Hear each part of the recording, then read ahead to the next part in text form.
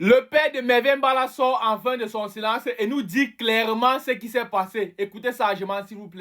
Donc, c'est chacun qui dit ce qu'il veut. Quant à ce qui concerne la scène, ce qui s'est passé, il y a une partie de vérité, il y a l'autre, c'est-à-dire l'autre partie qui n'est pas vraie. Ma fille était une intellectuelle.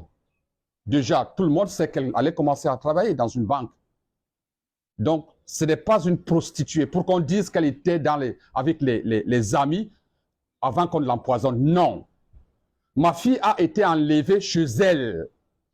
Elle a été enlevée chez elle pour aller chercher de la nourriture dans un restaurant. Maintenant, du restaurant, elle a été détournée de l'itinéraire de la maison pour se faire livrer, c'est-à-dire chez un bourreau. Et c'est de là qu'elle est sortie morte, avant qu'on la jette dans un hôpital. Ce n'est pas une affaire de rue, de prostituée, non. Ma fille ne l'est pas. Ma fille ne se drogue pas.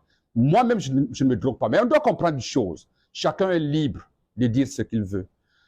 Mais le vrai problème, c'est que dans le Mbok Bassa,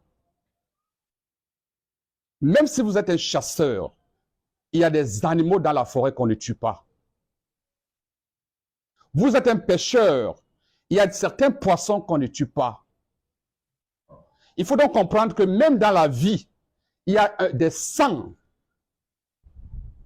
c'est-à-dire des sangs qu'on ne tue pas. Donc, il n'y a pas de raison que vous avez l'habitude de faire quelque chose. Nous, quand on allait à la pêche, quand on pêchait le poisson courant, on le rejetait dans l'eau.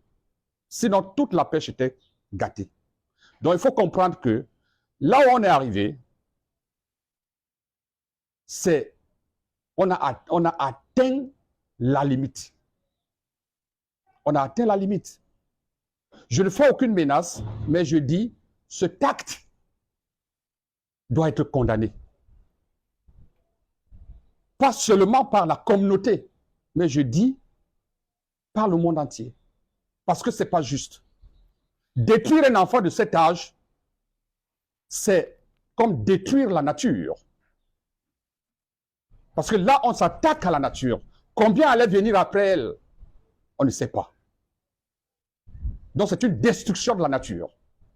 Il n'y a pas de nom pour un parent qui a perdu sa fille ou son enfant.